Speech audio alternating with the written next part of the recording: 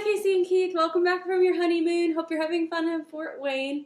We're going to do a guac attack for you tonight. Presentation of how to cut the avocado, etc. So get ready. Alex is going to introduce the ingredients. The main ingredients that you'll need are 4 large ripe avocados, which I'll explain a little bit more about later. It calls for tomatoes and onions and herbs, but most of that can be found in just pre-prepared pico de gallo. I like this one in the clear tub with the red label is the best that I've tried. You'll need lime juice, and you'll also need a little bit of salt.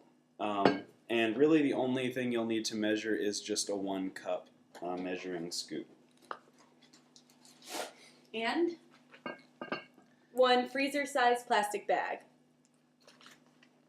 So to start out, I've got 2 plates here.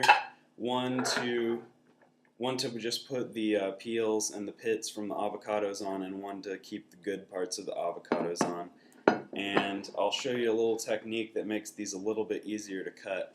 Okay, to start, an avocado is ripe when it's really dark and you can squeeze it in a little bit. Sometimes they'll even put a sticker on top of them that says ripe, and that helps you out a little bit.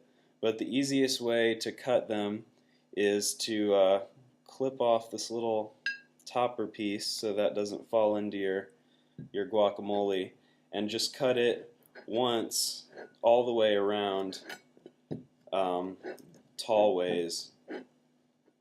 And then once you've cut it all the way around, you can just twist it in half. That leaves 1 half with the pit, 1 half without. And then taking your knife, if you'll just whack the pit, then that lets you pretty easily, or normally lets you pretty easily, just pull it out using the knife. But if not, sometimes I'll just stick the knife in there and you can actually just sort of pry it out and it'll just pop out. Then you'll want to do another cut the lengthwise again, down the middle, and you'll do that with the other half. That'll leave you with 4 quarters. And then using the blade of the knife, it's really easy to just get under the top of the peel, and it'll actually usually just come off all in one piece. So then this is just the part you can eat, and you can save that. So you'll need to cut all 4 avocados in the same way. Okay, now that you've got your avocado, you should have a pretty good sized plate of just the meat of the avocado here. And now we'll start mixing things into the large freezer bag. So I usually just put all of the avocado in at once and then start adding all of the other ingredients.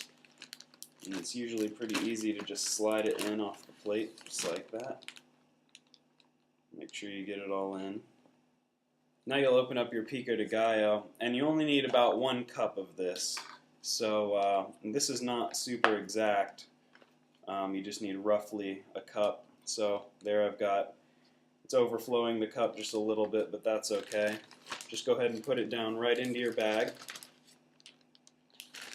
The next thing is the lime juice, and you'll need about 1 tablespoon of this. You can probably just eyeball it, but for the sake of this, I'll measure it out.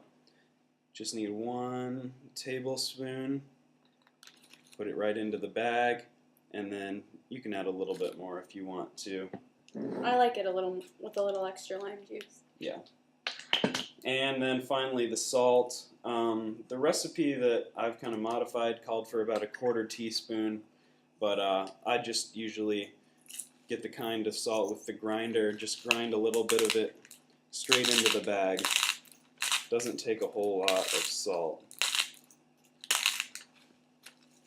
Just a little bit there.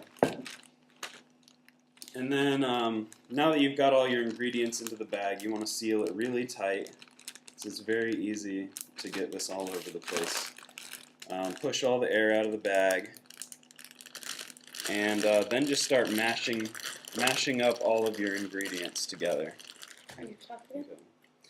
You'll want to make sure that all of the big pieces of avocado are smashed down. Depending on how ripe your avocado is, this might be really easy or it might be a little bit difficult. But you'll need to have all the big pieces smashed down or they won't come out of the bag right. But then you'll want to snip off the corner of the bag so that you have a little spout. And then again, making sure that you make sure it's not going to all come out the top of the bag. All you do is just squeeze it all right down into the bowl.